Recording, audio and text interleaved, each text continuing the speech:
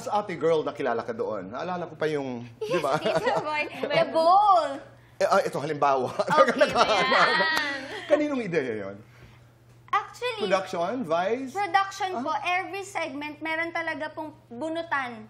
Right. Yes, bunutan lang po yun kung anong question, sinong mananalo.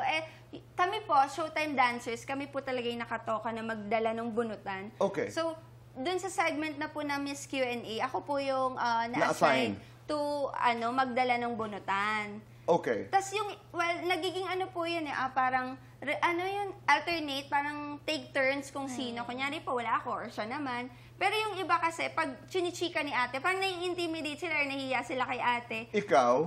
Pero nung ako yun, kasi parang isang sagot, isang tanong, pag tinatanong niya ako, sasagot naman ako.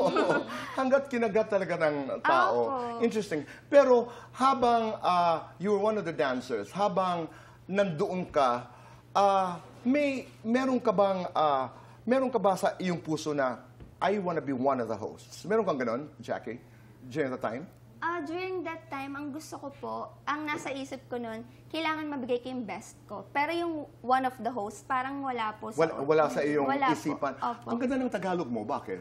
Ay, ako po ay taga Antipolo Rizal. Hello Yes. po. Ang ganda. Talagang Rizalenya. Naglaon. Opo. Napakaganda. Paano ka nagpakitang gilas sa Showtime? I love that atmosphere. I love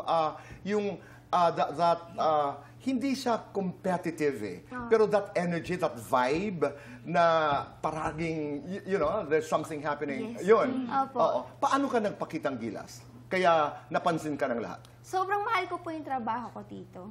Parang sabi ko, everyday, best mo, 100, tapos Right. agad. Kasi hindi lahat nabibigyan ng chance. Okay. Hindi lahat nabibigyan ng opportunity para pakita kung anong meron sila, kung anong kaya nilang ibuga. So, pag nasa'yo, ibigay mo lahat. Halimbawa, nung nagdadala ka ng ball, halimbawa, Okay. tayo, Jackie.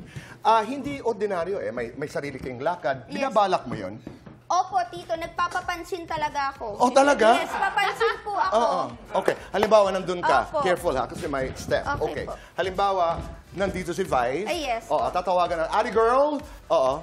Ate girl. Kaya naman May slow pala. turn. Pero ang napansin ko rin noon, iba-iba. Minsan umiikot ka. Opo. Aha. Minsan nadadapa din po ako. Isa pa nga, maganda yun Opo. Kung halimbawa ako ang tatanungin sa Q&A, kakabahan ako, Ate girl!